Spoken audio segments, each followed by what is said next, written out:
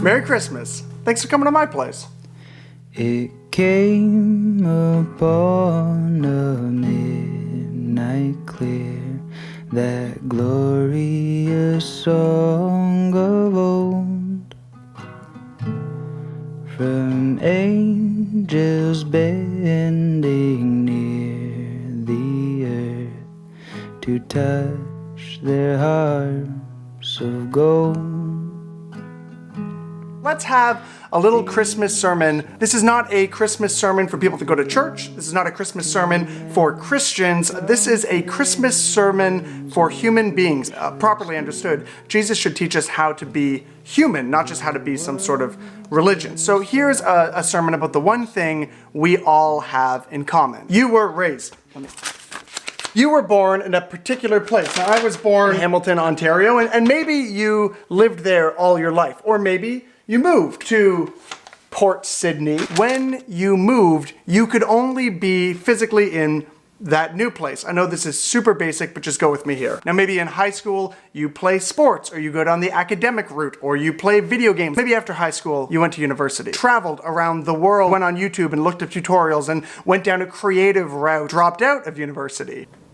And if you were married, you have one spouse, probably. Those friends, that job. You were born into this time. And no matter what you do, you cannot escape all these limitations. To be human is to be embodied, to be specific in one place, one time, one person. And we, as human beings, find this frustrating. We want to transcend our limitations. We want to be in all places, have every experience, leave nothing undone. And culturally, we're getting pretty close. Like every 500 years or so, technology just leaps us ahead, typically helping us transcend some limitation. 2,000 years ago, you had the Roman road and a common language. 500 years ago, we had the printing press. Well, now we have the internet. And on the internet is all the knowledge we can possibly have. Every bit of human information in one place, and now that place is in your pocket. And we can travel far distances. You probably travel more in a month than your great-grandparents did in their entire life. And we have movies and video games and VR that lets us escape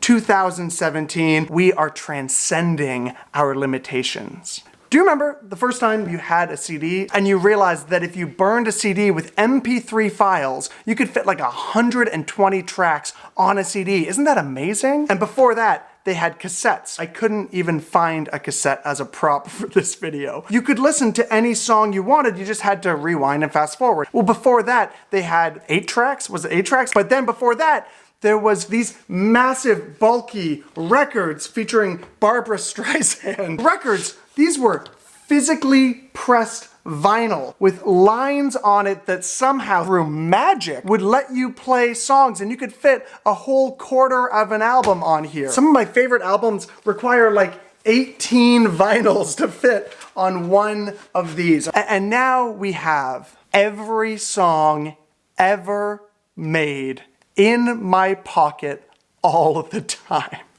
Do you see how crazy that leap is? Technology is allowing us to transcend everything, and yet I think it's making us miserable. We have hundreds of millions of songs in our pocket, and we can't pick anything to listen to. Thousands of people that we can swipe right on, but no one that wants to dive into a long-term committed relationship. 600 friends on social media, and no one to call in a crisis. We can travel over land and sea for work, and yet we feel more homeless than ever. Endless motivational memes on social media and no well-worn path to follow. Everything in our culture is a minute old and an inch deep. It's like, to quote Tolkien, we are not enough butter spread over too much bread. Does anybody else feel just a little too spread? We want to transcend all of our limitations, but the Christmas story actually invites us to embrace them. The Christmas story is about God, and actually whether or not you believe in God is kind of irrelevant here. So if you don't believe in God, just go with this as like a psychological experiment or something. When Christians talk about God, we are talking about the highest power you can possibly comprehend. Existence and being itself. We're talking about the highest moral good and truth, the one thing that is truly limitless. What is the one thing that God does not have?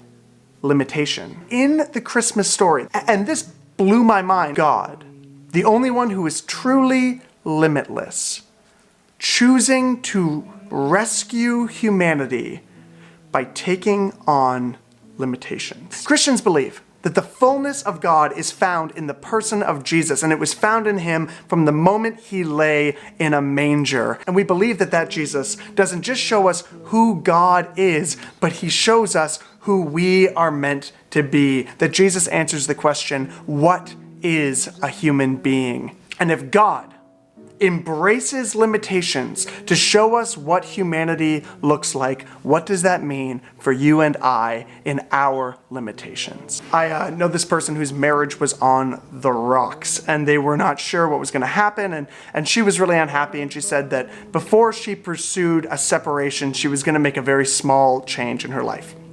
She said, I'm going to give my husband 5 minutes of concentrated attention every time he gets home from work. And the funniest thing happened.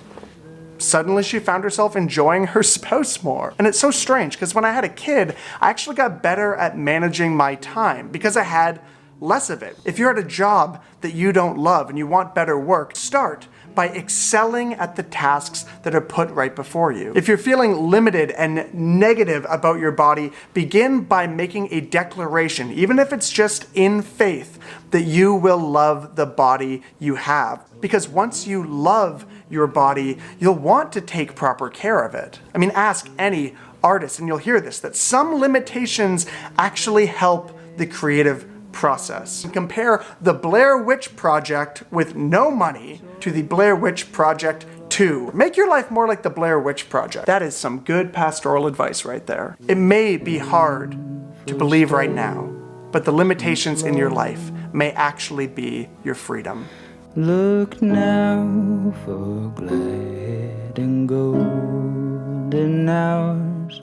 Come Your house, your apartment, your friends, your family, your spouse, your kids, your job, your body, the specifics limit you.